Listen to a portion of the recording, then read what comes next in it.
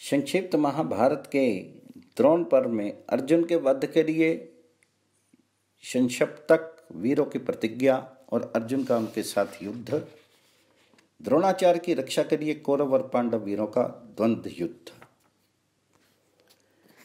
संजय ने कहा, राजन, उन दोनों पक्षों की सेनाओं ने अपने अपने शिविर में जाकर अपनी अपनी योग्यता और सेना विभाग के अनुसार आराम किया। सेना को लौटाने के पश्चात आचार्य द्रोण ने अत्यंत खिन्न होकर बड़े संकोच से दुर्योधन की ओर देखते हुए कहा, मैंने ये पहले ही कहा था कि अर्जुन की उपस्थिति में युधिष्ठिर को देवता लोग भी कैद नहीं कर सकते। आज युद्ध में तुम लोगों के प्रयत्न करने पर भी अर्जुन ने यह बात करके दिखा दी। मैं जो ये कुछ कहता हूं उसमें शंका मत करना। ये कृष्ण और अर्जुन तो अजय हैं। यदि तुम किसी उपाय से अर्जुन को दूर ले जा सको तो महाराज युधिष्ठिर तुम्हारे काबू में आ सकते हैं। कोई वीर उसे युद्ध के लिए ललकार कर दूसरी ओर ले जाए तो मैं उसे परास्त किए बिना कभी नहीं लौटेगा। इस बीच में अर्जुन के न रहने पर तो मैं धृष्टद्युम्न के सामने ही सारी सेना को हटाकर युधिष्ठिर को पकड़ लूंगा। अर्जुन के न रहने पर यदि युधिष्ठिर मुझे अपना और आते देखकर युद्ध का मैदान छोड़कर भाग न गए तो उन्हें पकड़ा ही समझो। आचार्य की यह बात सुनकर त्रिगतराज और उनके भाइयों ने कहा, राजन, अर्जुन हमेशा हमें नीचा दिखाता रहा है। उन बातों को याद करके हम दिन रात क्रोध की ज्वाला में जला करते हैं। हमें रात में नींद नहीं आती। इसलिए यदि सौभाग्यवश वे हमारे सामने आ गया तो हम उसे अलग ले जाकर मार डालेंगे। हम आपसे सच्ची प्रतिज्ञा करके कहते हैं कि अब पृथ्वी में या तो अर्जुन ही नहीं रहेगा या त्रिगत ही नहीं रहेंगे। हमारे इस कथन में कोई फेरफार नहीं हो सकता। राजन, सत्यव्रत, सत्यवर्मा, सत्यव्रत, सत्येशु और सत्यकर्मा, ये पांचों भाई ऐसी प्रतिज्ञा करके 10,000 रथी सैनिकों को लेकर वहां से चल दिए। इस तरह 30,000 रथों के सहित मालव और तुंडी केर वीर तथा 10,000 रथी और मावेलक, ललित तथा मद्रक वीरों को लेकर अपने भाइयों के सहित त्रिगत देशीय प्रस्थलेश्वर शर्मा भी रण क्षेत्र को चला। इसके बाद भिन्न भिन्न देशों के 10,000 चुने हुए रथी भी शपथ करने के लिए आगे आए। उन्होंने अग्नि प्रज्वलित कर युद्ध करने का नियम लिया और फिर उस अग्नि को साक्षी करके दृढ़ निश्चय करके प्रतिज्ञा की। उन्होंने सब लोगों को सुनाते हुए उत्सव से कहा, यदि हम संग्राम भूमि में अर्जुन को न मारकर उनके हाथ से पीड़ित होने पर पीठ दिखाकर लौट आवें तो व्रतहीन, ब्रह्मघाती, मध्य गुरु पत्नी से संसर्ग करने वाले, ब्राह्मण का धन चुराने वाले, राजा का अन्न हरने वाले, शरणागत की उपेक्षा करने वाले, याचक पर प्रहार करने वाले, घर में आग लगाने वाले, गो हत्यारे, अपकारी, ब्राह्मण द्रोही, श्राद्ध के दिन भी स्त्री संग करने वाले, आत्म वंचक, द्रोहर को हड़प जाने वाले, प्रतिज्ञा भंग करने वाले, नपुंसक से युद्ध करने वाले, नीच पुरुषों का अनुसरण करने वाले, नास्तिक, माता पिता और अग्नियों को त्याग देने वाले तथा अनेक प्रकार के पाप करने वाले पुरुषों को जो पाप मिलते हैं वे ही हमें भी प्राप्त हों। और यदि हम संग्राम भूमि में अर्जुन का वध रूप दुष्कर कर्म कर लें तो निसंदेह इष्ट लोक प्राप्त करें। राजन, ऐसा कहकर वे युद्ध के लिए अर्जुन को ललकारते हुए दक्षिण की ओर चल दिए। उन वीरों के पुकारने पर अर्जुन ने उसी समय धर्मराज युधिष्ठिर से कहा, महाराज, मेरा ये नियम है कि पुकारे जाने पर मैं पीछे कदम नहीं रखता और इस समय संक्षिप्तक योद्धा मुझे युद्ध के लिए ललकार रहे हैं। देखिए, अपने भाइयों के सहित ये शर्मा मुझे युद्ध के लिए चुनौती दे रहा है। इसलिए आप मुझे सेना के सहित इनका संहार करने का आदेश दीजिए। मैं इनकी इस चुनौती को सह नहीं सकता। आप सच मानिए, ये सब मरने ही वाले हैं। तो युधिष्ठिर ने कहा, भैया, द्रोण ने जो प्रतिज्ञा की है वह तुम सुन ही चुके हो। अब तुम वही उपाय करो जिससे वे पूरी ना होने पावे। द्रोणाचार्य बलवान और शूरवीर हैं। वे शस्त्र विद्या में भी पारंगत हैं तथा युद्ध में परिश्रम को तो वे कुछ भी नहीं समझते। उन्हें मुझे पकड़ने की प्रतिज्ञा की है। इस पर अर्जुन ने कहा, राजन, आज ये सत्यजित संग्राम में आपकी रक्षा करेगा। इस पांचाल राजकुमार के रहते आचार्य अपना मनोरथ पूर्ण नहीं कर सकेंगे। यह पुरुष सिंह युद्ध में काम आ जाए तो सब वीरों के आसपास रहने पर भी आप संग्राम भूमि में किसी प्रकार नहीं टिके। तब महाराज युधिष्ठिर ने अर्जुन को जाने की आज्ञा दी, उन्हें गले लगाया और प्रेम भरी दृष्टि से देखकर आशीर्वाद दिया। इस प्रकार उनसे विदा होकर अर्जुन त्रिगतों की ओर चले। अर्जुन के चले जाने से दुर्योधन की सेना को बड़ा हर्ष हुआ और वह बड़े उत्साह से महाराज युधिष्ठिर को पकड़ने का उद्योग करने लगी। फिर वे दोनों सेनाएं वर्षा काल में उमड़ी हुई गंगा जमुना के समान बड़े वेग से आपस में भिड़ गई। संक्षिप्तकों ने एक चौरस मैदान में अपने रथों को चंद्राकार खड़ा करके मोर्चा जमाया। जब उन्होंने अर्जुन को अपनी ओर आते देखा तो वे हर्ष में भरकर बड़े ऊंचे स्वर से कोलाहल करने लगे। वह शब्द संपूर्ण विदिशा और आकाश में फैल गया।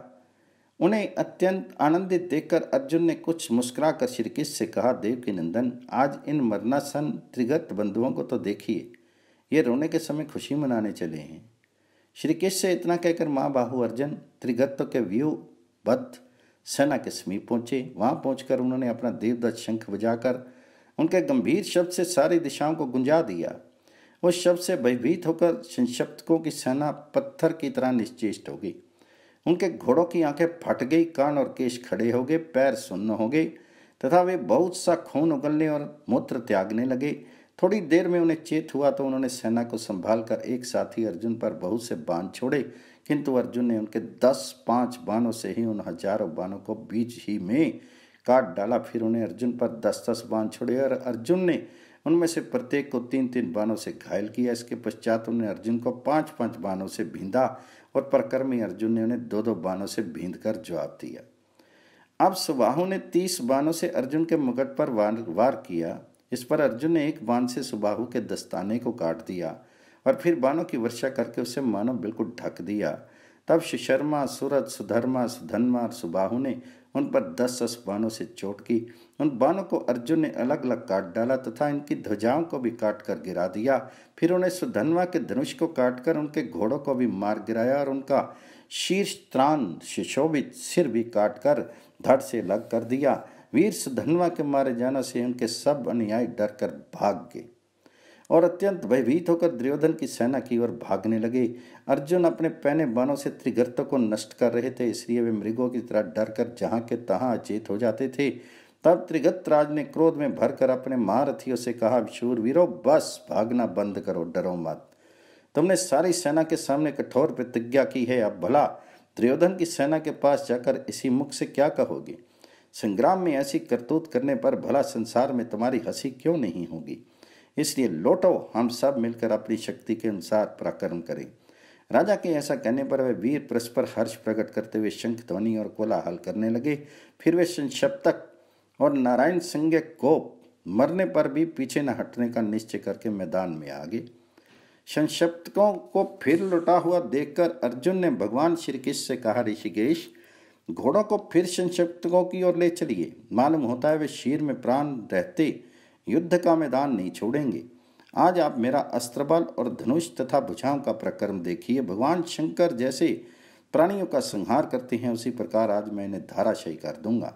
अब नारायणी सेना के वीरों ने अत्यंत क्रुद्ध होकर अर्जुन को चारों ओर से बाण जाल से घेर दिया और एक क्षण में ही श्री कृष्ण के सहित अर्जुन को अदृश्य सा कर दिया। इसके अर्जुन की क्रोध अग्नि भड़क उठी। उन्होंने गांडीव धनुष संभाल कर शंख ध्वनि की और फिर उन पर विश्व कर्म मस्त्र छोड़ा। उससे अर्जुन और श्री कृष्ण के अलग अलग हजारों रूप प्रकट हो गए।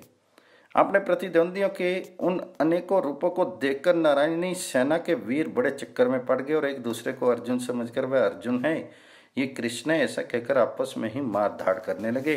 इस प्रकार इस दिव्य अस्त्र की माया से फंसकर वे आपस में ही लड़कर मर गए। उनके छोड़े हुए हजारों बाणों को भस्म करके वह अस्त्र उन सभी को यमलोक में ले गया। अब अर्जुन ने हंसकर अपने बाणों से ललित्य, मालव, भावेलक और त्रिगत वीरों को पीड़ित करना आरंभ किया। तब काल की प्रेरणा से उन क्षत्रिय वीरों ने भी अर्जुन पर अनेक प्रकार के बाण छोड़े। उनकी भीषण बाण वर्षा से बिल्कुल ढक जाने के कारण वहां न अर्जुन दिखाई देते थे, न रथ था, श्री कृष्ण ही दिख रहे थे। इस प्रकार अपना लक्ष्य सिद्ध हुआ समझकर वे वीर बड़े हर्ष से कहने लगे कि कृष्ण और अर्जुन मारे गए तथा हजारों भैरी मृदंग और शंख बजाकर भीषण सिंहनाद भी करने लगे। इसी समय श्री कृष्ण ने पुकार कर कहा, अर्जुन तुम कहाँ हो? मुझे दिखाई नहीं दे रही हो। श्री कृष्ण का यह वाक्य सुनकर अर्जुन ने बड़ी फुर्ती से वायव्य अस्त्र छोड़ा। उससे उनकी बाण वर्षा छिन्न भिन्न हो गई तथा वायुदेव संक्षिप्तक वीरों को भी उनके घोड़े, हाथी और रथों के सहित सूखे पत्तों की तरह उड़ा ले गए। इस प्रकार व्याकुल करके उन्होंने हजारों संक्षिप्तकों को अपने पहने बारों से मार डाला। प्रलय काल में जैसे भगवान रुद्र की संहार ही लीला होती है, उसी प्रकार इस समय संग्राम भूमि में अर्जुन बड़ा ही विभत्स और भीषण कांड कर रहे थे। अर्जुन की मार से व्याकुल होकर त्रिगर्तों के हाथी, घोड़े और रथी उन्हीं की ओर दौड़ते थे और फिर संग्राम भूमि में गिरकर इंद्र के अतिथि हो जाते थे। इस प्रकार वह सारी भूमि मरे हुए महारथियों के कारण सब और लोथों से भर गई। द्रोणाचार्य द्वारा पांडवों का पराभव तथा वृक्ष, सत्यजित, शतानिक, वसुदान और शत्रदेव आदि का वध। संजय ने कहा, राजन, इस प्रकार संक्षिप्तकों के साथ लड़ने के लिए अर्जुन के चले जाने पर आचार्य द्रोण अपनी सेना की व्यूह रचना कर युधिष्ठिर को पकड़ने के विचार से युद्ध क्षेत्र की ओर चले। महाराज युधिष्ठिर ने आचार्य की सेना का गरुड़ व्यू देखकर उनके मुकाबले में मंडलार्ध व्यू बनाया। कौरव के गरुड़ व्यू के मुख्य स्थान पर महारथी द्रोण थे। शिरस्थान में भाइयों के सीत राजा दुर्योधन था। नेत्र स्थान में कृतवर्मा और कृपाचार्य थे। ग्रीवा स्थान में भूत शर्मा, क्षेम शर्मा, करकाक्ष तथा कलिंग, सिंगल, पूर्देश, सूर, अभीर, दशेरक, शक, यमन, कंबोज, हंसपत, शूरसेन, दरद, मद्र और केके आदि देशों के वीर हथियारों से लैस होकर हाथी, घोड़े, रथ और पदाती सेना के रूप में खड़े थे। दाई और अक्षौनी सेना के सहित भूरी शर्मा, शल्य, सोमदत्त और वाहनिक थे। बाई और अवंती नरेश विंद और अनुविंद एवं कंबोज नरेश सुदक्षिण थे। इसके पीछे द्रोणपुत्र अश्वस्थामा डटे हुए थे। पृष्ठस्थान में कलिंग, अंबस्त, मगध, पौंड्र, मद्र, गंधार, शकुन, पूर्वदेश, पर्तीय प्रदेश और वसाती आदि देशों के वीर थे। पूछ की जगह अपने पुत्र तथा जाति और कुटुंब के लोगों के सहित भिन्न भिन्न देशों की सेना लिए करण खड़ा था तथा हृदय स्थान में जयद्रथ, संपाति, ऋषभ, जय, भूमिंजय, वृष, क्राथ और निषदराज बहुत बड़ी सेना के साथ खड़े थे। इस प्रकार पदाति, अश्वरोही, गजारोही और रथी सेना से आचार्य द्रोण का बनाया हुआ वह गरुड़ व्यूह वायु के झकोरों से उछलते हुए समुद्र के समान जान पड़ता था। इसके मध्य भाग में हाथी पर चढ़े हुए महाराज भगदत्त बाल सूर्य के समान शोभित हो रहे थे। इन अजय और अति मानुष व्यू को देखकर राजा युधिष्ठिर ने धृष्टधुम्न से कहा, वीर, आज तुम ऐसा प्रयत्न करो जिससे मैं द्रोणाचार्य के हाथ में न पड़ूं। धृष्टधुम्न ने कहा, महाराज, द्रोणाचार्य कितना ही प्रयत्न करे वे आपको अपने काबू में नहीं कर सकेंगे। आज उन्हें और उनके अनुयायियों को मैं रोकूंगा। मेरे जीवित रहते आप किसी प्रकार चिंता मत करें। द्रोणाचार्य संग्राम में मुझे किसी प्रकार नहीं जीत सकते। ऐसा कहकर महाबली धृष्टद्युम्न बाणों की वर्षा करता हुआ स्वयं ही द्रोणाचार्य के मुकाबले में आ गया। ये अपशकुन देखकर आचार्य कुछ खिन्न हो गए। तब आपके पुत्र द्रुमुख ने धृष्टद्युम्न को रोका। बस दोनों वीरों में बड़ा भयंकर युद्ध होने लगा। जिस समय ये दोनों युद्ध में संलग्न थे, द्रोणाचार्य ने अपने बाणों से युधिष्ठिर की सेना को अनेक प्रकार से छिन्न भिन्न कर दिया। इससे कहीं कहीं से पांडवों का व्यू टूट गया। अब वह युद्ध पागलों के समान मर्यादाहीन हो गया। उस समय आपस में अपने प्राय का भी पता नहीं लगता था। इस प्रकार जब बड़ा ही घमासान और भयंकर युद्ध चल रहा था, आचार्य ने सब वीरों को चक्कर में डालकर युधिष्ठिर पर आक्रमण किया। राजा युधिष्ठिर आचार्य को अपने समीप पहुंचा देखकर निर्भीकता से बाण बरसाते हुए उनका सामना करने लगे। इसी समय महाबली सत्यजीत उन्हें बचाने के लिए आचार्य की ओर बढ़ा। उसने अपना अस्त्र कौशल दिखाते हुए एक तीखी नोक वाले बाण से आचार्य को घायल कर दिया। फिर 5 बाण मारकर उनके सारथी को मूर्छित किया। 10 बाणों से घोड़ों को घायल कर डाला।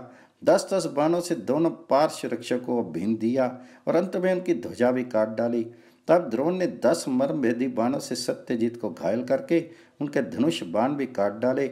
सत्यजीत ने तुरंत ही दूसरा धनुष लेकर आचार्य पर 30 बाणों से वार किया। इस प्रकार द्रोण को सत्यजीत के काबू में पड़ा देखकर पांचाल देशीय वृक्क ने भी उन पर 100 बाणों की चोट की। यह देखकर पांडव लोग हर्षनाद करने लगे। इसी तरह वृक्क ने अत्यंत क्रोध में भरकर द्रोण की छाती में 60 बाण मारे। तब आचार्य ने सत्यजीत और वृक्क के धनुषों को काटकर केवल 6 बाणों से वृक्क को उनके साथी और घोड़ों के सहित मार डाला। इस पर सत्यजीत ने दूसरा धनुष लेकर द्रोणाचार्य जी को उनके सारथी और घोड़ों के सहित घायल कर दिया तथा उनकी ध्वजा भी काट डाली। जब सत्यजीत के हाथ से आचार्य बहुत पीड़ित होने लगे तो उन्हें सहन नहीं हुआ और उन्होंने उसे मारने के लिए बाणों की झड़ी लगा दी। उन्होंने उसके घोड़े, ध्वजा, धनुष, मूठ, सारथी और दोनों पार्श्व रक्षकों पर हजारों बाण छोड़े, किंतु सत्यजीत बार बार धनुष कट जाने पर भी आचार्य के सामने डटा ही रहा। युद्धभूमि में उनका ऐसा उत्साह देखकर आचार्य ने एक अर्धचंद्राकार बाण से उसका सिर उड़ा दिया। उस पांचाल महारथी के मारे जाने पर धर्मराज द्रोणाचार्य के भय से अपने घोड़ों को बहुत तेजी से हकवाकर युद्ध के मैदान से भाग गए। अब आचार्य के सामने मत्स्यराज विराट का छोटा भाई शतानिक आया। वह 6 तीखे बाण से सारथी और घोड़ों के सहित द्रोण को बींधकर बड़ी गर्जना करने लगा। फिर उसने उन पर भी सैकड़ों बाण छोड़े। तब उसे बहुत गरजते देख आचार्य ने बड़ी फुर्ती से एक शुरप्र बाण मारकर उसका कुंडल मंडित मस्तक काट डाला। ये देखकर मत्स्य देश के सब वीर भागने लगे। इस प्रकार मत्स्य वीरों को जीत करके द्रोणाचार्य ने चेदी, करूष, कैके, पंचाल, संजय और पांडव वीरों को भी बार बार परास्त किया। आग जैसे जंगल को जला डालती है, उसी प्रकार क्रोध में भरे हुए आचार्य को सेनाओं का विध्वंस करते देखकर सब संजय वीर कांप उठे। जब युधिष्ठिर आदि ने देखा कि आचार्य हमारी सेनाओं को भस्म किए डालते हैं, तो वे उन पर चारों ओर से टूट पड़े। फिर उनमें से शिखंडी ने 5, शत्रवर्मा ने 20, वसुदान ने 5, उत्तमोजा ने 3, शत्रदेव ने 7, सात्विकी ने 100, युधामन्यु ने 8, युधिष्ठिर ने 12, धृष्टुम ने 10 और चिकितान ने 3 बाणों से उन पर चोट की। तब द्रोण ने सबसे पहले दृढ़सेन को धराशायी किया। फिर 9 बाणों से राजा क्षेम को घायल किया। इससे वह मरकर रथ से नीचे गिर गया। इसके पश्चात उसने 12 बाणों से शिखंडी को और 20 से उत्तमोजा को घायल किया। एक भल्ल बाण से वसुदान को यमराज के घर भेज दिया। फिर 80 बाणों से शत्रवर्मा और 26 से सुदक्षिण पर वार किया तथा एक भल्ल से शत्रदेव को रथ से नीचे गिरा दिया। तदनंतर 64 बाणों से युधामन्यु को और 30 से सात्विकी को बींधकर वे फुर्ती से धर्मराज युधिष्ठिर के सामने आ गए। यह देखकर युधिष्ठिर अपने घोड़ों को तेजी से हकवाकर युद्ध क्षेत्र से भाग गए और अब आचार्य के सामने एक पंचाल राजकुमार आकर डट गया। आचार्य ने फौरन ही उसका धनुष काट दिया तथा सारथी और घोड़ों के सहित उसका भी काम तमाम कर दिया। उन राजकुमार के मारे जाने पर सेना में चारों ओर से द्रोण को मारो ऐसा कोलाहल होने लगा। किंतु उन अत्यंत क्रोधातुर पांचाल, मत्स्य, केके, संजय और पांडव वीरों को द्रोणाचार्य ने घबराहट में डाल दिया। उन्होंने कौरवों से सुरक्षित होकर सात्विकी, चिकितान, धृष्टुम, शिखंडी, वृद्धक्षेम और चित्रसेन के पुत्र सेनाबिंदु और सुवर्चा, इन सभी वीर और दूसरे राजाओं को युद्ध में परास्त कर दिया तथा अपने पक्ष के दूसरे योद्धा भी उस महासमर में विजय पाकर सब और पांडव पक्ष के वीरों को कुचलने लगे। संजय ने कहा, महाराज, फिर थोड़ी ही देर में पांडवों की सेना ने लौटकर द्रोण को घेर लिया और उनके पैरों से उठी हुई धूल ने आपकी सेना को आच्छादित कर दिया। इस प्रकार आंखों से ओझल हो जाने के कारण हमने समझा कि आचार्य मारे गए। तब दुर्योधन ने अपनी सेना को आज्ञा दी, जैसे बने वैसे पांडवों की सेना को रोको। ये सुनकर आपका पुत्र दुर्मर्शन भीमसेन को देखकर उनके प्राणों का प्यासा होकर बाण बरसाता हुआ उनके आगे आया। उसने अपने बाणों से भीमसेन को ढक दिया और भीमसेन ने उसे बाणों से घायल कर दिया। इस प्रकार दोनों का भीषण युद्ध होने लगा। स्वामी की आज्ञा पाकर कौरव पक्ष के सभी बुद्धिमान और शूरवीर योद्धा अपने राज्य और प्राण जाने का भय छोड़कर शत्रु के सामने आकर डट गए। इस समय शूरवीर सात्विकी द्रोणाचार्य जी को पकड़ने के लिए आ रहा था। उसे कृतवर्मा ने रोका। शत्रवर्मा भी आचार्य की ओर ही बढ़ रहा था। उसे जयद्रथ ने अपने तीखे बाणों से रोक दिया। इस पर शत्रवर्मा ने कुपित होकर जयद्रथ के धनुष और ध्वजा को काट डाला और 10 नाराजों से उसके मर्म स्थानों के पर आघात किया। इस पर जयद्रथ ने दूसरा धनुष लेकर शत्रवर्मा पर बाणों की वर्षा आरंभ कर दी। महारथी युत्सु भी द्रोणाचार्य जी के पास पहुंचने के लिए ही प्रयत्न में था। उसे सुबाहु ने रोका, किंतु युत्सु ने 2 शुरप्र बाणों से सुबाहु की दोनों भुजाएं काट डाली। धर्म प्राण युधिष्ठिर की गति मद्रराज शल्य ने रोक दी। धर्मराज ने शल्य पर अनेकों मर्मवेदी बाण छोड़े तथा मद्रनरेश ने भी उन्हें 64 बाणों से घायल करके बड़ी गर्जना की। तब युधिष्ठिर ने 2 बाणों से उनके धनुष और ध्वजा को काट डाला। इसी प्रकार अपने सेना के सहित राजा द्रुपद भी द्रोण की ओर बढ़ रहे थे। उन्हें राजा वाहनीक और उनकी सेना ने बाण बरसाकर रोक दिया। उन दोनों वृद्ध राजाओं का और उनकी सेनाओं का बड़ा घमासान युद्ध हुआ। अवंती नरेश विंद और अनुविंद ने अपनी सेना लेकर मत्स्यराज विराट और उनके सेना पर धावा किया। उनका भी देवासुर संग्राम के समान बड़ा घोर युद्ध हुआ। इसी प्रकार मत्स्य वीरों के कैकेयी वीरों के साथ भी करारी मुठभेड़ हुई, जिसमें अश्वारोही, गजरोही और रथी सभी निर्भयता से लड़ रहे थे। एक और नकुल का पुत्र शतानिक भी बाणों की वर्षा करता हुआ आचार्य की ओर बढ़ रहा था। उसे भूतकर्मा ने रोका। तब शतानिक ने अच्छी तरह स्थान पर चढ़ाए हुए 3 बाणों से भूतकर्मा के सिर और बाहों को काट डाला। भीमसेन का पुत्र सुतसोम बाणों की झड़ी लगाता द्रोणाचार्य पर ही आक्रमण करना चाहता था। उसे विवंशती ने रोका, किंतु सुतसोम ने सीधे निशाने पर लगने वाले बाणों से अपने चाचा को भीन डाला और स्वयं निश्चल खड़ा रहा। इसी समय भीमरथ ने 6 पैने बाणों से शाल्व को उसके सारथी और घोड़ों सहित यमराज के घर भेज दिया। श्रोतकर्मा भी रथ में चढ़कर द्रोण की ओर भी बढ़ रहा था। उसे चित्रसेन के पुत्र ने रोक दिया। आपके वे दोनों पौत्र एक दूसरे को मारने की इच्छा से बड़ा घोर युद्ध करने लगे। इसी समय अश्वत्थामा ने देखा कि राजा युधिष्ठिर का पुत्र प्रतिविंध द्रोण के सामने पहुंच चुका है, तो उन्होंने उसे बीच में आकर रोक दिया। इस पर कुपित होकर प्रतिविंध ने अपने पैने बाणों से अश्वत्थामा को घायल कर दिया। अब द्रौपदी के सभी पुत्र बाणों के वर्षा से अश्वत्थामा को आच्छादित करने लगे। अर्जुन के पुत्र श्रुतकीर्ति को दुशासन के पुत्र ने द्रोण को की ओर जाने से रोका, किंतु वह अपने पिता के समान ही वीर था। उसने 3 तीखे बाणों से उनके धनुष, ध्वजा और सारथी को बीन दिया और स्वयं द्रोण के सामने जा पहुंचा। राजन, पट्टचर राक्षस का वध करने वाला वह वीर दोनों ही सेनाओं में बहुत माना जाता था। उसे लक्ष्मण ने रोका। उसने लक्ष्मण के धनुष और ध्वजा को काटकर उस पर बड़ी बाण वर्षा की। द्रुपद पुत्र शिखंडी को महामती विकर्ण ने रोका। तब शिखंडी ने बाणों का जाल सा फैलाकर उसे रोक दिया, किंतु आपके वीर पुत्र ने उसे फौरन काट कूट डाला। उत्तमोजा बराबर आचार्य की ओर बढ़ता जा रहा था। उसे अंगद ने रोका। उस पुरुष सिंहों का जो घमासान युद्ध हुआ, उसे देखकर सभी सैनिक वाह वाह करने लगे। महान धनुर्धर द्रुमुख ने पुरुजित को आचार्य की ओर जाने से रोका। इस पर पुरुजित ने उनकी बाहों के बीच में बाण मारा। कर्ण ने 5 के भाइयों को रोका।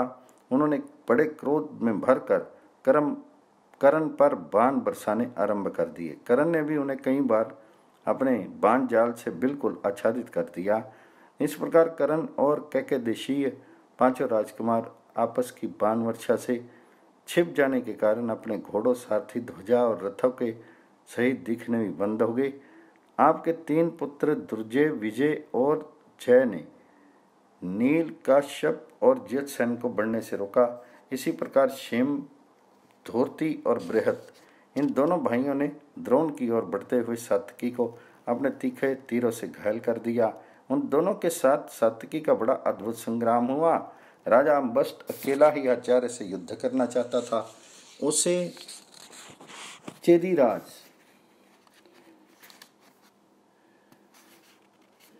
बाणों की वर्षा करके रोक दिया। तब अम्बस्ट ने एक अस्थि भेदनी शलाका से चेदीराज को घायल कर दिया।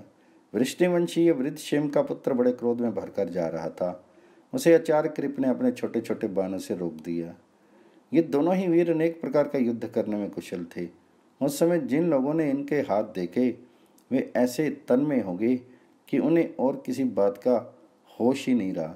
सोमदत्त के पुत्र भूरिश्रवा ने द्रोण की ओर आते हुए राजा मणिमान का मुकाबला किया। मणिमान ने बड़ी फुर्ती से भूरिश्रवा के धनुष, तरकश, ध्वजा, सारथी और छत्र को काटकर रथ से नीचे गिरा दिया। तब भूरिश्रवा ने अपने रथ से कूदकर बड़ी सफाई से तलवार लेकर उसे उसके घोड़े, सारथी, ध्वजा और रथ के सहित काट डाला। फिर वह अपने रथ पर चढ़ गया और दूसरा धनुष लेकर स्वयं ही घोड़ों को हाँकता हुआ पांडवों की सेना को कुचलने लगा। इसी तरह दुर्जय और पांडवों को आते देखकर उसे महाबली वृषसेन ने अपने बाणों की बौछार से रोक दिया। इसी समय द्रोणाचार्य पर धावा करने के विचार से घटोत्कच, गदा, परित, तलवार, पट्टिश, लोहदंड, पत्थर, लाठी, पुशुंडी, प्रास, तोमर, बाण, मूसल, मुदगर, चक्र, भिंदीपाल, फरसा, धूल, वायु, अग्नि, जल, भस्म, ढेले, तृण और वृक्ष आदि से सारी सेना को घायल और नष्ट करता हुआ तथा इधर उधर भागता आगे आया। उस पर राक्षस राज अलम्बु को तरह तरह के हथियारों से वार किया। उन राक्षस वीरों का बड़ा घोर युद्ध होने लगा। इस प्रकार आपकी और पांडवों की सेना के रथी, गजारोही, अश्वारोही, पदाती सैनिक की सैकड़ों जोटें बंध गई। इस समय द्रोण के मरने से बचाने के लिए जैसा युद्ध हुआ वैसा इससे पहले ना तो देखा था और ना सुना ही था। राजन, जहाँ तहाँ अनेकों युद्ध हो रहे थे, उसमें कोई घोर था, कोई भयानक था और कोई बड़ा विचित्र था। संक्षिप्त महाभारत के द्रोण पर्व में भगदत्त की वीरता, अर्जुन द्वारा संशप्तकों का नाश तथा भगदत्त का वध, वृषक, अचल और नील आदि का वध, शकुनी और कर्ण की पराजय। धृतराष्ट्र ने पूछा, संजय, जब पांडव लोग इस प्रकार लौटकर युद्ध के लिए अलग अलग बट गए तो मेरे पुत्रों ने और उन्होंने किस प्रकार युद्ध किया? तो संजय ने कहा, राजन, जब सब लोग संग्राम के लिए सज कर तैयार हो गए तो आपके पुत्र दुर्योधन ने गजरोहियों की सेना लेकर भीमसेन के ऊपर धावा किया, किंतु युद्ध कुशल भीम ने थोड़ी ही देर में उस गज सेना को व्यूह को तोड़ दिया। उनके बाणों से हाथियों का सारा मद उतर गया और वे मुंह फेर कर भागने लगे। इसी तरह भीमसेन ने उस सारी सेना को कुचल डाला। ये देखकर दुर्योधन का क्रोध भड़क उठा और वह भीमसेन के सामने आकर उन्हें अपने पहने बाणों से बीनने लगा, किंतु एक क्षण में ही भीमसेन ने बाण बरसाकर उसे घायल कर दिया और 2 बाण छोड़कर उसकी ध्वजा में चित्रित मणि में हाथी और धनुष को काट डाला। इस प्रकार दुर्योधन को पीड़ित होते देखकर अंग देश का राजा हाथी पर सवार हुआ, भीमसेन के सामने आया। उसके हाथी को अपनी ओर आते देखकर भीमसेन ने बाणों की वर्षा करके उसके मस्तक को बहुत घायल कर दिया। इससे वह घबराकर पृथ्वी पर गिर पड़ा। हाथी के गिरने के साथ अंगराज भी जमीन पर गिर गया। इसी समय फुर्तीले भीमसेन ने एक बाण से उसका सिर उड़ा दिया। ये देखते ही उसकी सेना घबराकर भाग गई। इसके बाद ऐरावत के वंश में उत्पन्न एक विशालकाय गजराज पर चढ़कर प्राग ज्योतिषपुर नरेश भगदत्त ने भीमसेन पर आक्रमण किया। उनके हाथी के क्रोध में भरकर अपने आगे के 2 पैर और सूंड से भीमसेन के रथ और घोड़ों को एकदम कुचल डाला। भीमसेन अंजलि का वेद जानते थे, इसलिए वे भगे नहीं, बल्कि दौड़कर हाथी के पेट के नीचे छिप गए और बार बार उसे थपथपाने लगे। उस गजराज में 10,000 हाथियों के समान बल था और वह भीमसेन को मार डालने पर तुला हुआ था। इसलिए बड़ी तेजी से कुम्हार के चाक के समान चक्कर लगाने लगा। तब भीमसेन नीचे से निकलकर उसके सामने आ गए। हाथी ने उन्हें सूंड से गिराकर घुटनों से मसलना आरंभ किया। तब भीमसेन ने अपने शीर को घुमाकर उसकी सूंड से निकाल लिया और वे फिर उसके शीर के नीचे छिप गए। कुछ देर में वे उससे बाहर आकर बड़े वेग से भाग गए। ये देखकर सारी सेना में बड़ा कोलाहल होने लगा। पांडवों की सेना उस हाथी से बहुत डर गई और जहां भीमसेन खड़े थे वहीं पहुंच गई। जब महाराज युधिष्ठिर ने पांचाल वीरों को साथ लेकर राजा भगदत्त को सब ओर से घेर लिया और उन पर सैकड़ों हजारों बाणों से वार किया, किंतु भगदत्त ने पांचाल वीरों के उस प्रहार को अपने अंकुश से ही व्यर्थ कर दिया और फिर अपने हाथी से ही पांचाल और पांडव वीरों को रौंदने लगे। संग्राम भूमि में भगदत्त का ये बड़ा ही अद्भुत पराक्रम था। इसके बाद दशार्ण देश का राजा हाथी पर चढ़कर भगदत्त के सामने आया। अब दोनों हाथियों का बड़ा भयंकर युद्ध छिड़ गया। भगदत्त के हाथी ने पीछे हटकर फिर एक साथ ऐसी टक्कर मारी कि दशार्ण राज के हाथी की पसलियां टूट गई, वह तुरंत पृथ्वी पर गिर गया। इसी समय भगदत्त ने 7 चमचमाते हुए तोमरों से हाथी पर बैठे हुए दशार्ण राज को मार डाला। अब युधिष्ठिर ने बड़ी भारी रथ सेना लेकर भगदत्त को चारों ओर से घेर लिया, परंतु प्राग ज्योतिष नरेश ने अपने हाथी को यकायक सात्विकी के रथ पर छोड़ दिया। हाथी ने उनके रथ को उठाकर बड़े वेग से दूर फेंक दिया, किंतु सात्विकी रथ में से कूदकर भाग गया। तब कृति का पुत्र रुचिपर्वा भगदत्त के सामने आया। वह एक रथ पर सवार था।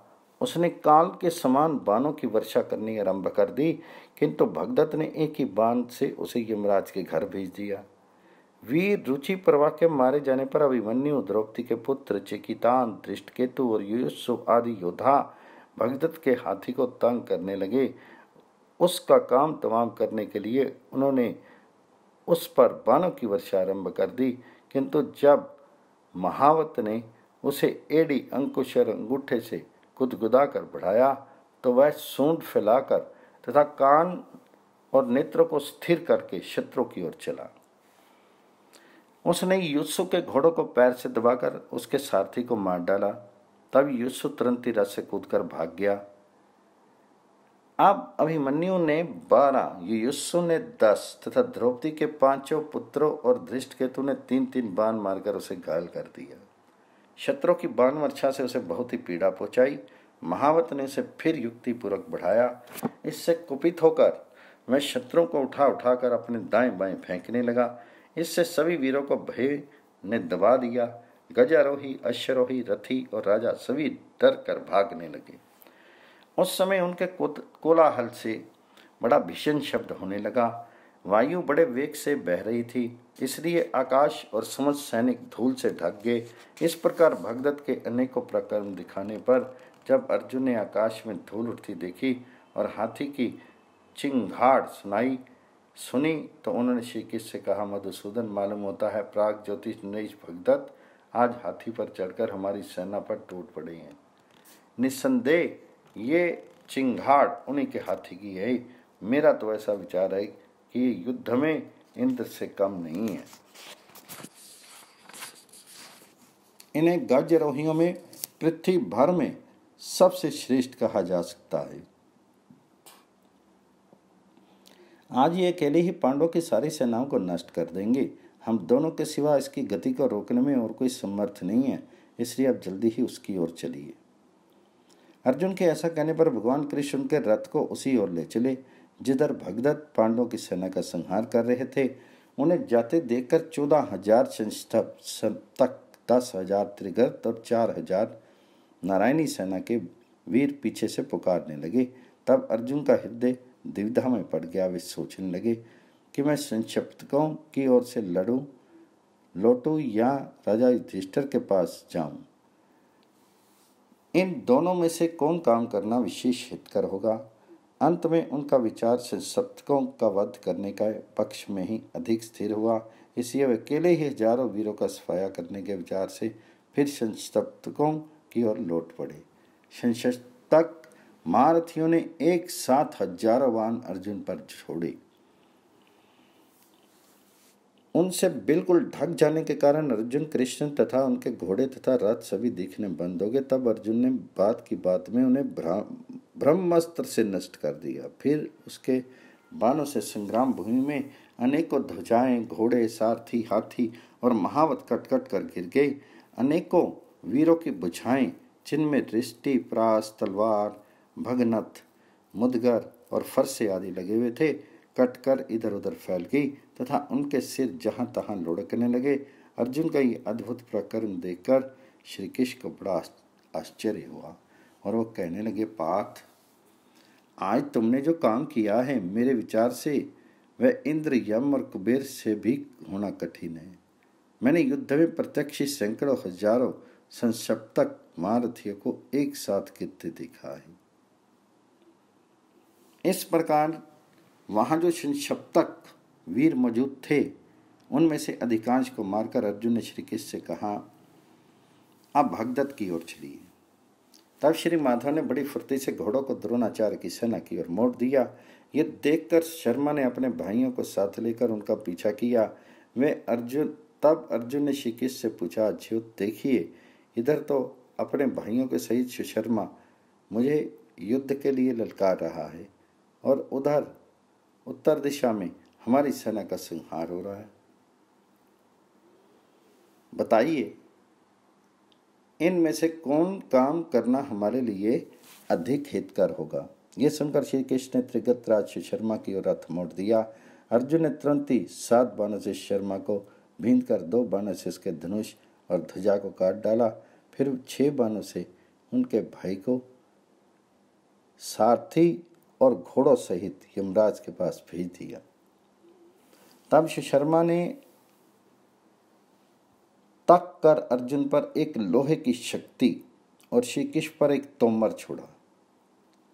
अर्जुन ने 3-3 बाणों से शक्ति और तोमर दोनों ही को काट डाला और फिर बाणों की वर्षा से शर्मा को मूर्छित करके द्रोण की ओर लौट पड़ी।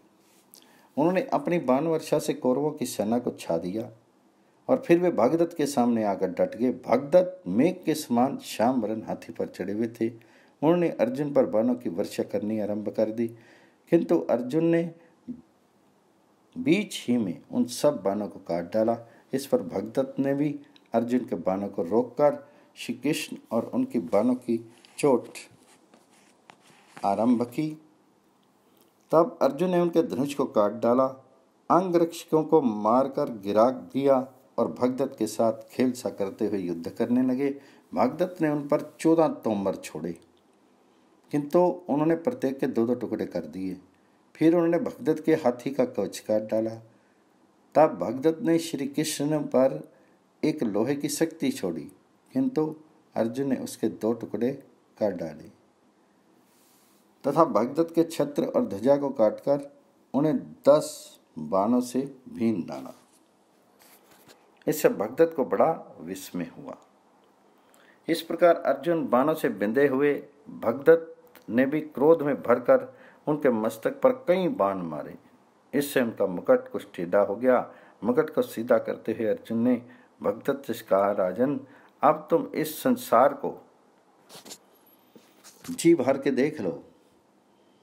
यह सुनकर भगदत्त क्रोध में भर गए और अर्जुन तथा श्री कृष्ण पर बाणों की वर्षा करने लगे। ये देखकर अर्जुन ने बड़ी फुर्ती से उनके धनुष और तरकशों को काट डाला तथा 72 बाणों से उनके मर्म स्थानों को भीन दिया। इससे अत्यंत व्यथित होकर भगदत्त ने वैष्णव अस्त्र का आवाहन किया और उससे अंकुश को अभिमंत्रित करके उसे अर्जुन की छाती पर चलाया।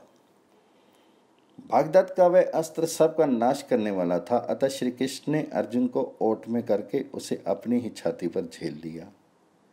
इससे अर्जुन के चित्त को बड़ा क्लेश पहुंचा और उन्होंने श्री कृष्ण से कहा, भगवान, आपने तो प्रतिज्ञा की है कि मैं युद्ध न करके केवल सारथी का काम करूंगा, किंतु अब आप अपनी प्रतिज्ञा का पालन नहीं कर रहे हैं। यदि मैं संकट में पड़ जाता या अस्त्र का निवारण करने में असमर्थ हो जाता,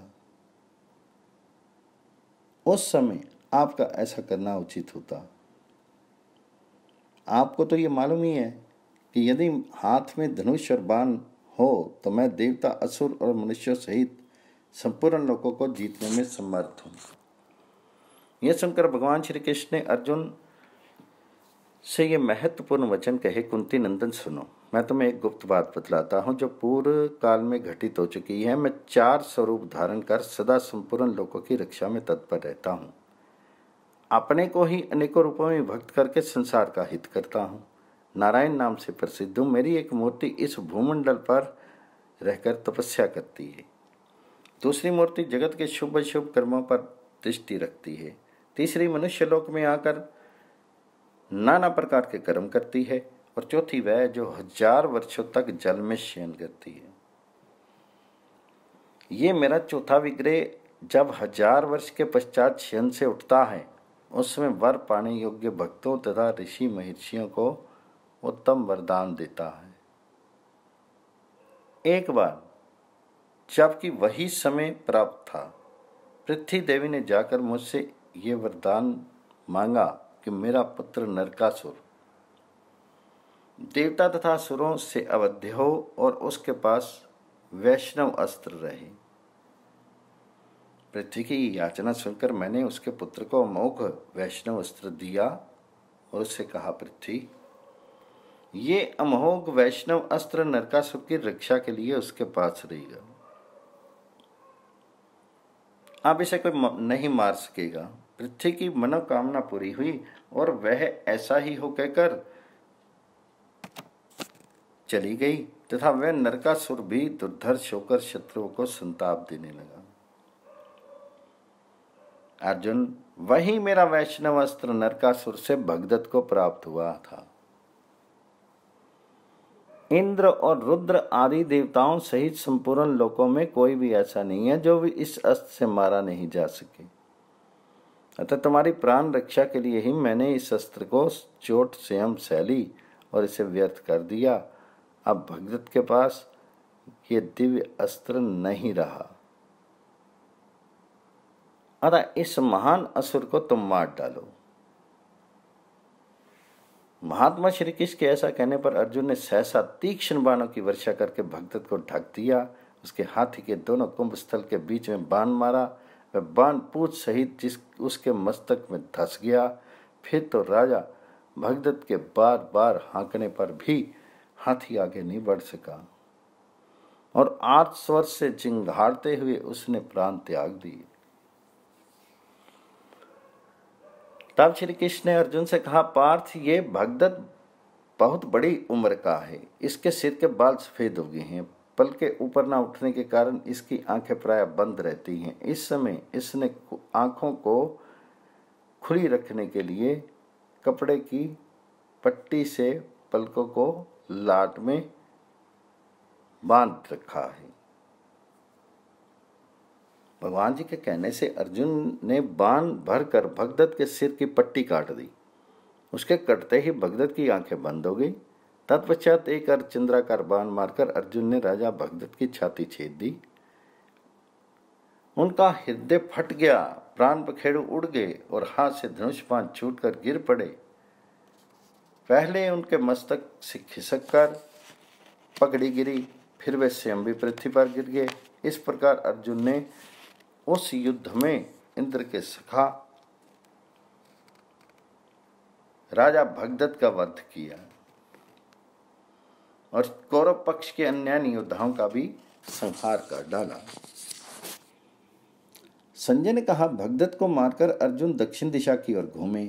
उधर से गंधार राज सुबल के दो पुत्र वृषक और अबल अचल आ पहुंचे और दोनों भाई युद्ध में अर्जुन को पीड़ित करने लगे। एक तो अर्जुन के सामने खड़ा हो गया और दूसरा पीछे। फिर दोनों एक साथ तीखे बाणों से उन्हें भीनने लगे। तब अर्जुन ने अपने पहने बाणों से वृषक के सारथी धनुष, छत्र, ध्वजा, रथ, घोड़ों की धज्जियां उड़ा दी तथा नाना प्रकार के अस्त्रों और बाण समूहों से बिंदकर गंधार देशीय योद्धाओं को व्याकुल कर डाला। साथ ही क्रोध में भरकर उन्होंने 500 गंधार वीरों को यमलोक भेज दिया। वृषक के रथ के घोड़े मारे जा चुके थे, इसलिए उससे कूदकर वह अपने भाई अचल के रथ पर जा बैठा और उसने दूसरा धनुष हाथ में ले लिया। आप तो भाई वृषक और अचल दोनों भाई बाणों की वर्षा करके अर्जुन को भींदने लगे। वे दोनों रथ पर एक दूसरे से सट कर बैठे थे। उसी अवस्था में अर्जुन ने एक ही बाण से दोनों को मार डाला। दोनों एक साथ ही रथ से नीचे गिर पड़े। राजन, अपने दोनों मामाओं को मरा देखकर आपके पुत्र आंसू बहाने लगे। भाइयों को मृत्यु के मुख में पड़ा देखकर सैकड़ों प्रकार की माया जानने वाले शकुनी ने श्री कृष्ण और अर्जुन को मुंह में डालने के लिए माया की रचना की। उस समय समस्त दिशाओं और उप दिशाओं से अर्जुन पर लोहे के गोले, पत्थर, शतग्नि, शक्ति, गदा, परिघ, तलवार, शूल, मुदगर, पट्टी, सृष्टि,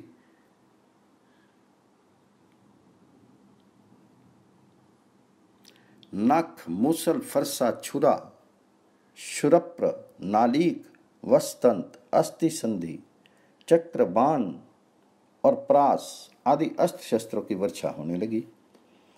गधे, ऊंट, भैंसे, सिंह, व्याघ्र, चीते, रीछ, कुत्ते, गिद्ध, बंदर, सांप और नाना प्रकार के राक्षस और पक्षी भूखे तथा क्रोध से भरे हुए सब ओर से अर्जुन की ओर टूट पड़े। अर्जुन तो दिव्य अस्त्रों के ज्ञाता थे ही, सहस्त्र बाणों की वृष्टि करते हुए उन जीवों को मारने लगे। अर्जुन के सदृश सहायकों की मार पड़ने से वे सभी प्राणी जोर जोर से चीत्कार करते हुए नष्ट हो गए। इतने ही में अर्जुन के रथ पर अंधेरा छा गया। उनमें से बड़ी क्रूर वाणी सुनाई देने लगी, परंतु उन्होंने ज्योतिष नामक अत्यंत उत्तम अस्त्र का प्रयोग करके उस भयंकर अंधकार का नाश कर दिया। अंधेरा दूर होते ही वहां भयानक जल धाराएं गिरने लगी। तब अर्जुन ने आदित्य अस्त्र का प्रयोग करके वह सारा जल सुखा दिया।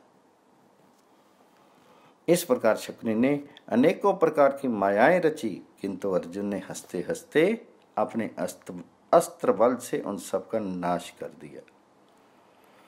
जब संपूर्ण माया का नाश हो गया और शकुनि अर्जुन के बाणों से विशेष आहत हो गया, तब वह भयभीत होकर रणभूमि से भाग गया। तदनंतर अर्जुन कौरव सेना का विध्वंस करने लगे। वे बाणों की वर्षा करते हुए आगे बढ़ते जा रहे थे, किंतु कोई भी धनुर्धर वीर उन्हें रोक नहीं सका। अर्जुन के मार से पीड़ित होकर आपकी सेना इधर उधर भागने लगी। उस समय घबराहट के कारण आपके बहुत से सैनिकों ने अपने ही पक्ष की योद्धाओं का संहार कर डाला। अर्जुन हाथी, घोड़े और मनुष्यों पर उस समय दूसरा बाण नहीं छोड़ते थे। एक ही बाण से आहत होकर वे प्राणहीन होकर धाराशायी हो जाते थे। मारे गए मनुष्य, हाथी और घोड़ों की लाशों से भरी हुई उस रणभूमि की अद्भुत शोभा हो रही थी। सभी योद्धा बाणों की मार से व्याकुल हो रहे थे। उस समय बाप बेटे को और बेटा बाप को छोड़कर चल देता था। मित्र मित्र की बात नहीं पूछता था। लोग अपनी सवारी भी छोड़कर भाग चले थे। इधर द्रोणाचार्य अपने तीक्ष्ण बाणों से पांडव सेना को छिन्न भिन्न करने लगे। अद्भुत प्रक्रमी द्रोण जिस समय उस योद्धाओं को कुचल रहे थे, सेनापति धृष्टुम्न ने समय में आकर द्रोण के चारों ओर घेरा डाल दिया। फिर तो द्रोणाचार्य और धृष्टुम्न में अद्भुत युद्ध होने लगा। दूसरी ओर अग्नि के समान तेजस्वी राजा नील अपने बाणों से कौरव सेना को भस्म करने लगे। उसे इस प्रकार संहार करते देखकर अश्वत्थामा ने हंसकर कहा, नील, तुम अपनी बाण अग्नि से इन अनेक योद्धाओं को क्यों भस्म कर रही हो? साहस तो केवल मेरे साथ लड़ो। ये ललकार सुनकर नील ने बाणों से अश्वत्थामा को बीन दिया। तब उसने भी 3 बाण मारकर नील के धनुष, ध्वजा और छत्र को काट डाला। ये देखकर नील हाथ में ढाल तलवार लेकर रथ से कूद पड़ा और अश्वत्थामा के सिर को काटना ही चाहता था कि उसी ने भाला मारकर नील के कुंडल सहित मस्तक को काट गिराया। नील पृथ्वी पर गिर पड़ा। उसकी मृत्यु से पांडव सेना को बड़ा दुख हुआ। इतने ही में अर्जुन बहुत से संक्षिप्तकों को जीतकर जहां द्रोणाचार्य पांडव सेना का संहार कर रहे थे वहां आ पहुंचे और कौरव योद्धाओं को अपने शस्त्रों की आग में जलाने लगे। उनके शस्त्रों बाणों से पीड़ित होकर कितने ही हाथी सवार, घुड़सवार और पैदल सैनिक भूमि पर गिरने लगे। कितने ही आर्त स्वर से कराने लगे। कितने ही गिरते ही प्राण की योनि त्याग दिए। उनमें से जो उठते, गिरते, भागते लगे, उन योद्धाओं को अर्जुन ने युद्ध संबंधी नियम का स्मरण करके नहीं मारा। भागते हुए कौरव हा कर्ण ऐसा पुकारने लगे। शरणार्थियों का ये कर्ण क्रंदन सुनकर वीरो डरो मत ऐसा कहकर कर्ण अर्जुन का सामना करने लग चला। कर्ण अस्त्रविताओं में श्रेष्ठ था। उसने उस समय आग्नेय अस्त्र प्रकट किया, परंतु अर्जुन ने उसे शांत कर दिया। इसी प्रकार कर्ण ने भी अर्जुन के तेजस्वी बाणों का अपने अस्त्र से निवारण कर दिया और बाणों की वर्षा करते हुए सिंहनाद किया। तब धृष्टुम्न, भीम और सात्यकी भी वहां पहुंचकर कर्ण को अपने बाणों से बीनने लगे। कर्ण ने भी 3 बाणों से उन तीनों वीरों के धनुष काट डाले। तब उन्होंने कर्ण पर शक्तियों का प्रहार करके सिंहों के समान गर्जना की। कर्ण भी 3-3 बाणों से उन शक्तियों के टुकड़े टुकड़े करके अर्जुन पर बाण बरसाता हुआ गर्जने लगा। ये देखकर अर्जुन ने 7 बाणों से कर्ण को बींधकर उसके छोटे भाई को मार डाला। फिर उसके दूसरे भाई शत्रुंजय को भी 6 बाणों से मौत के घाट उतारा। इसके बाद एक भाला मारकर विपाट के भी मस्तक को काटकर उसे रथ से गिरा दिया। इस प्रकार कौरवों के देखते देखते कर्ण के सामने ही उसके तीनों भाइयों को अर्जुन ने अकेले ही मार डाला। तदनंतर भीमसेन भी अपने रथ से कूद पड़े और तलवार से कर्ण पक्ष के 15 वीरों को मारकर फिर अपने रथ पर चढ़ाए। इसके बाद दूसरा धनुष लेकर उन्होंने कर्ण को 10 तथा उसके सारथी और घोड़ों को 5 बाणों से बीन डाला। इस प्रकार धृष्टद्युम्न भी अपने रथ से उतरकर ढाल तलवार लिए आगे बढ़ा और चंद्रवर्मा तथा निषद देश के राजा बृहत्क्षत्र को मारकर पुनः रथ पर आ गया। फिर दूसरा धनुष हाथ में ले उसने सिंहनाद करते हुए 73 बाणों से कर्ण को बीन दिया। इसके बाद सात्की ने भी दूसरा धनुष उठाया और 64 बाणों से कर्ण को बींधकर सिंह के समान गर्जना की। फिर तो बाणों से उसने कर्ण का धनुष काट दिया और 3 बाणों से उसकी बाहों तथा छाती में प्रहार किया। कर्ण सात्विक रूपी समुद्र में डूब रहा था। उसमें दुर्योधन, द्रोणाचार्य और जयद्रथ ने आकर उसके प्राण बचाए। फिर तो आपकी सेना के सैकड़ों पैदल, रथी और हाथी सवार योद्धा कर्ण की रक्षा के लिए दौड़ पड़े। दूसरी ओर धृष्टद्युम्न, भीमसेन, अभिमन्यु, नकुल और सहदेव सात्की की रक्षा करने लगे। इस प्रकार वहां समस्त धनुर्धारियों का नाश करने के लिए महाभयानक संग्राम छिड़ गया। आपके और पांडव पक्ष के वीरों में प्राणों का मोह छोड़कर युद्ध होने लगा। इतने में सूर्य अस्ताचल को जा पहुंचा। तब दोनों ओर से थकी मांदी तथा लहूलुहान हुई सेनाएं एक दूसरे को देखती हुई धीरे धीरे अपने शिविर को लौट गई।